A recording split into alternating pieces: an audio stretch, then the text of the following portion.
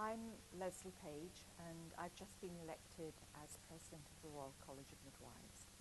I was sitting in front of my computer doing my email, and I hadn't expected the results for a couple of days. And I suddenly saw an email from Kirsty from the Royal College of Midwives telling me that I had been elected. And I have to say I was absolutely ecstatic. I was over the moon.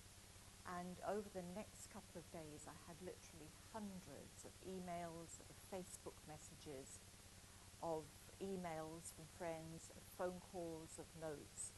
And I spent a couple of days responding to them. And I think that the overriding feeling, once my excitement was a little more settled, was that it was such a great opportunity and such a great honour to be elected by midwives.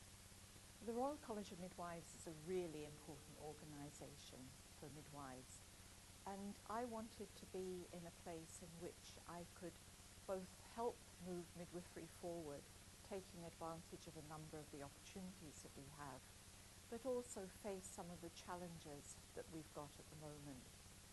For example, there are a number of opportunities to move forward in midwifery-led care.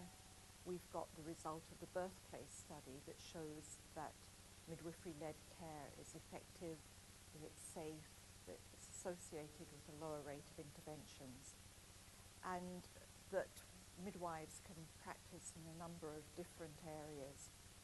And I think the college has a really important part to play in both promoting the role of the midwife and in developing new services.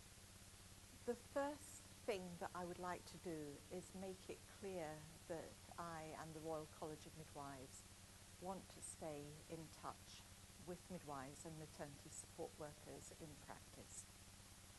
And then I would like to make it clear that my commitment is to help them practice in the way that they want to practice, to do their best for mothers, babies and their families, and that I have a commitment to protecting midwives and midwifery and maternity services, but also in supporting them to develop midwifery for the needs of today's world, because we're living in the middle of huge dramatic changes, and there are central principles of midwifery that we need always to keep at the heart of our care. But we need to make developments and adaptations so that it will fit the lives of modern women and the modern maternity services. I think that the major challenge for midwifery at the moment is a political one. We've got a lot of evidence, for example, that midwifery-led care is safe, it is associated with a lower rate of interventions for cesarean section, forceps and assisted delivery. And we need, I think, to make that a default option for the large majority of women. But it isn't always easy to have that evidence accepted. And I hope to be working with the other royal colleges from the other professions who are associated with maternity care in finding ways of moving that forward. I would like to see every woman in the United Kingdom have a genuine choice of place of birth, and for all midwives to be able to choose where they're going to practice and the style of practice. Some might want to attend home births, some might want to be in midwifery-led units, some might want to work in hospital, some might want to change, but I think it's really important that midwives are supported in having that choice. Now, of course, the health service is facing huge challenges with the Health and Social Care Bill. And whether or not that bill goes through, there are going to be challenges within the health services and maternity services. There will be a strain on resources, and care is much more complicated than it ever used to be.